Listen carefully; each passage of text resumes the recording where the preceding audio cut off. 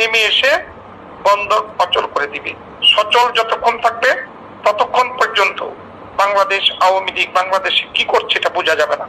যেদিন অচল হয়ে যাবে সেদিন বাংলাদেশ আওয়ামী লীগ ছাড়া বাংলাদেশ চলে না, এটা বোঝানো যাবে। বাংলাদেশের অনুভূতিতে লাগবে, তখন রেজাল্ট পাবে না। টেলিগ্রাম গ্রুপ করেছি ওয়ার্ড পর্যায়ে, 108টি ওয়ার্ডে আমি চেষ্টা করছি সবারকে গ্রুপ করতে। সেই কর্মসূচিকে কেন্দ্র করে বাংলাদেশকে অশান্ত করার নীল নকশা একটা প্রণয়ন করতে হবে। ওই নীল নকশা চট্টগ্রামে বাস্তবায়ন করতে হবে চট্টগ্রামের মানুষ, খুলনায় বাস্তবায়ন করতে হবে খুলনার মানুষ, ঢাকায় বাস্তবায়ন করতে হবে ঢাকার মানুষ। এরকম বিভাগীয় শহরে একদিনে লাল ছবি উপহার দিতে হবে, নয়তো কারো কানে পানি যাবে না। আমি কোথায় আছি, কিভাবে আছি, কেমনে আসবো এটা না।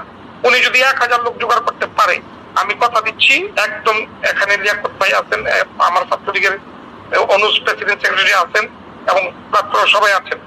আল্লাহকে হাজির নাজির বলবো, উনি যদি 1000 লোক দাঁড়া করাইতে পারে, আমি নিজে যেখান থেকেই হোক সেখানে যাব, ঘটনা ঘটবে।